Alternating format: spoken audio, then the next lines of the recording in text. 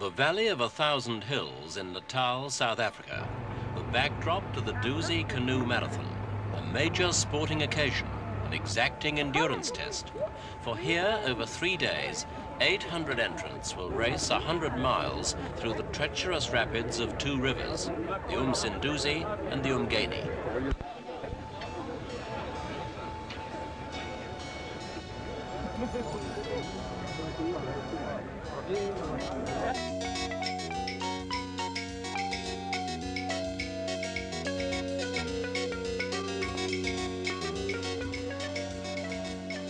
A frantic, congested start on the first day, but many of these canoeists won't be there at the end.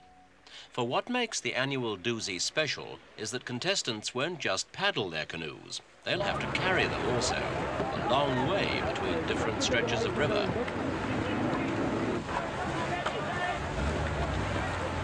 Here there were problems right from the start. The experts say your boat should become an extension of your body. That sounds fine, but not so easy in practice. On the first day, there were already canoe breakups. Often when that happens, canoeists don't give up. They'll carry out their own emergency repairs. The first weir on the course. The organizers said it was dangerous. Canoeists shouldn't try to ride through the weir, but carry their canoes around it. Many contestants ignored that advice. They wanted to save time. Here's what happened.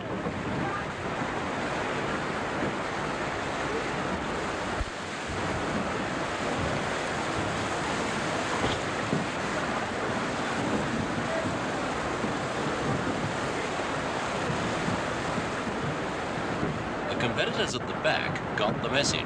They got out and walked. On some parts of the course, contestants have to canoe. On others, they have to carry their boats over land.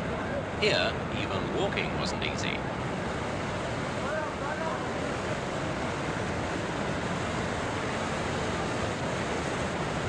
It looks tough, and it is. But this is the marathon's 30th year. The first 5 years, it was a non-stop race. Winning time, 28 hours. These canoes are light, fiberglass. Back in the 50s, they were made from just wood, canvas and nails. Maybe that's why the very first year, of the 8 competitors, just 1 finished the course.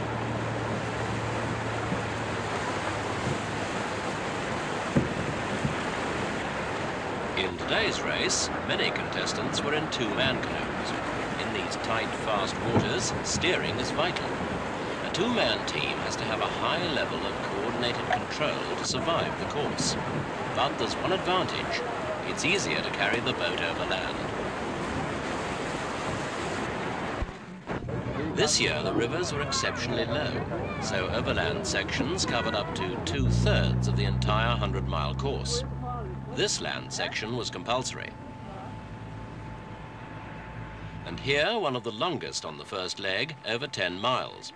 Contestants have to carry or drag their boats. They can't use slides or wheels to help them. This year's long treks over land meant exhaustion was a real danger. Obstacles were everywhere.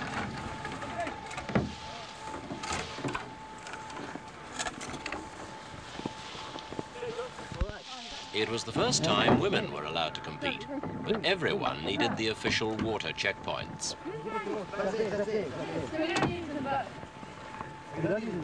Doctors said this watering was vital.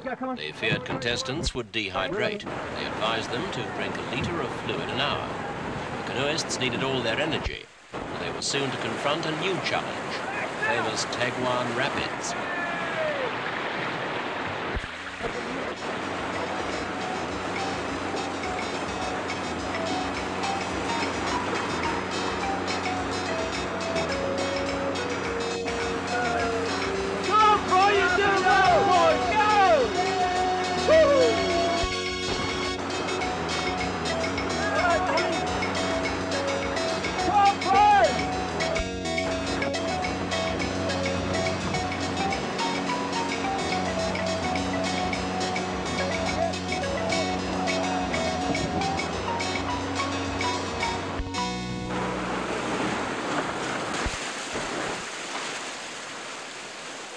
There are all kinds of hazards on the Dusi Marathon.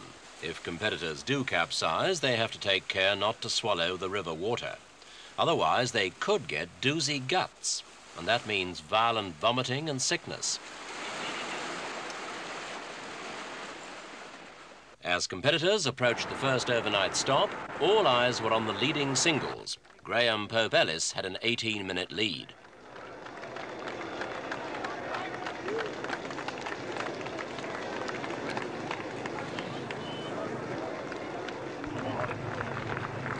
In second place, Danny Biggs. Only 21 years old, but he started Dusi Marathons 5 years ago.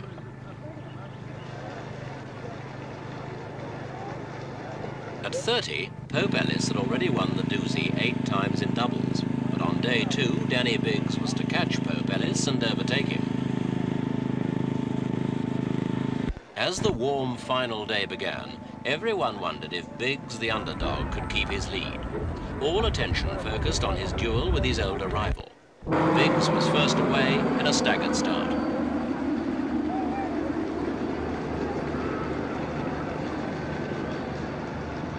Pope-Ellis was next, trying to catch the overnight leader on the run-in along the Umgeni River to Durban.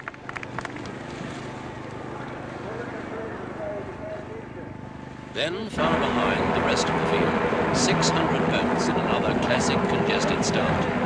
They faced a long, compulsory canoeing section on the final leg.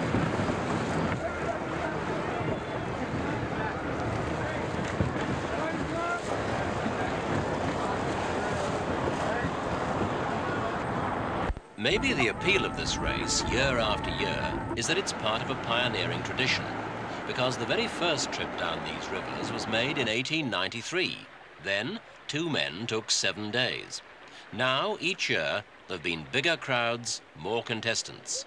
Sponsored by a chemical corporation, it's grown into big business.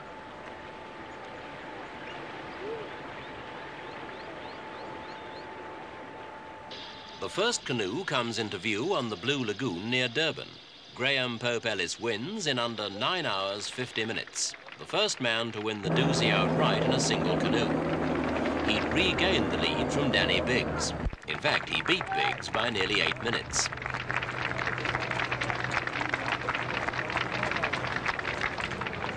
And he'd beaten them all. The rapids, the slog over land, the threats of canoe breaks, waterborne illness, dehydration. The runner-up took a quiet swim to end another Dusi Marathon. For the crowds, it was spectacular, and for the contestants, a challenge many will renew next year.